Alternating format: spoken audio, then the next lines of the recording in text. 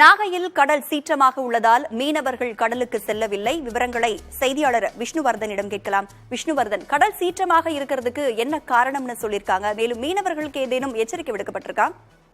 கிழக்கு திசை காற்றின் நிலவும் வேறுபாடு காரணமாக தமிழகம் மற்றும் புதுச்சேரியில் அநேக இடங்களில் இடி மின்னலுடன் மிதமான மழை பெய்ய வாய்ப்புள்ளதாக வானிலை மையம் தெரிவித்திருந்தது. அதன்படி இன்று 9 மணி அளவில் நாகையில் மிதமான மழை பெய்ய தொடங்கியது. மீன்வளத்துறை சார்பாக கடலுக்கு செல்லும் மீனவர்கள் பாதுகாப்பாக எச்சரிக்கையுடன் செல்ல வேண்டும் என அறிவித்திருந்த நிலையில் நாகை மாவட்டத்தில் உள்ள அக்கரைப்பேட்டை, கீச்சாங்குப்பம், செருதூர், கல்லார், கோடியக்கரை, ஆற்காடுதுறை உள்ளிட்ட 25 மீனவ கிராமத்தைச் சேர்ந்த பெரும்பாலான மீனவர்கள் கடலுக்கு இன்று மீன்பிடிக்க செல்லவில்லை.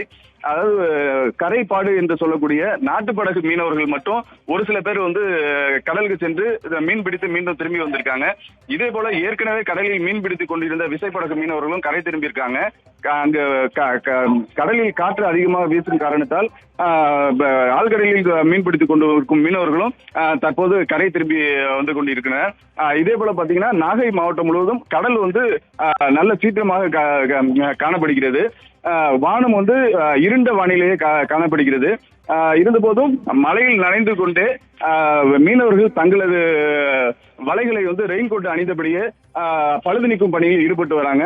இதே போல இன்று கடலிலிருந்து கரை திரும்பிய மீனவர்கள் தங்களது பிடித்து வந்த மீனையும் மழையில் நனைந்தபடியே விற்பனையில் ஈடுபட்டு வராங்க. ராதா, விவரங்களுக்கு நன்றி விஷ்ணுவர்தன்.